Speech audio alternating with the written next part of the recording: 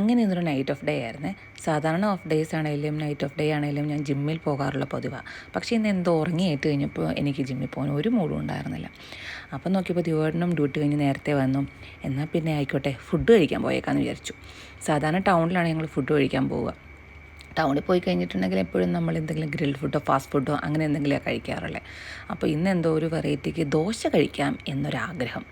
അങ്ങനെ എവിടെയാണെന്നൊന്നുമില്ല, ഏത് റെസ്റ്റോറൻ്റ് ഒരു ഐഡിയ ഇല്ല. അങ്ങനെ വണ്ടിയെ കയറി നേരെ ഷാബിക്കാണ് ഞങ്ങൾ വിട്ടത്.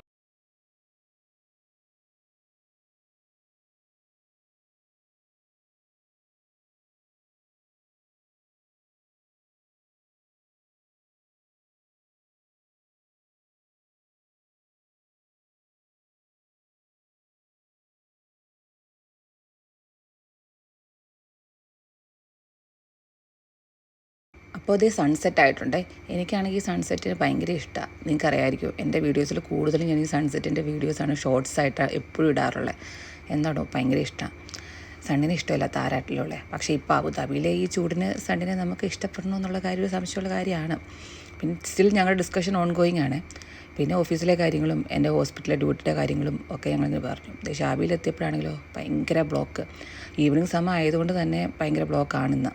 അങ്ങനെ പ്രത്യേകിച്ച് ഊഹമൊന്നും ഇല്ലാതെ പോയതുകൊണ്ട് ഏതെങ്കിലും ഒരു കടയിൽ കയറി ഫുഡ് കഴിക്കാൻ തിരിച്ചു വരിക എന്നുള്ളൊരു ഊഹം മാത്രമേ ഞങ്ങൾക്ക് ഉണ്ടായിരുന്നുള്ളൂ. അങ്ങനെ ഞങ്ങൾ ഷാബിയിലെത്തി. ഒരു തമിഴ് റെസ്റ്റോറൻ്റ് ആയിരുന്നു കേട്ടോ. അവിടെ കയറി ഞാനൊരു ഗീ റോസ്റ്റ് വാങ്ങിച്ചു. പിന്നെ ഒരു ഊത്തപ്പാട്ടാണ് വാങ്ങിച്ചേ. കുഴപ്പമില്ലായിരുന്നു, ആവറേജ് ഫുഡായിരുന്നു. ഞങ്ങളത് കഴിച്ചു.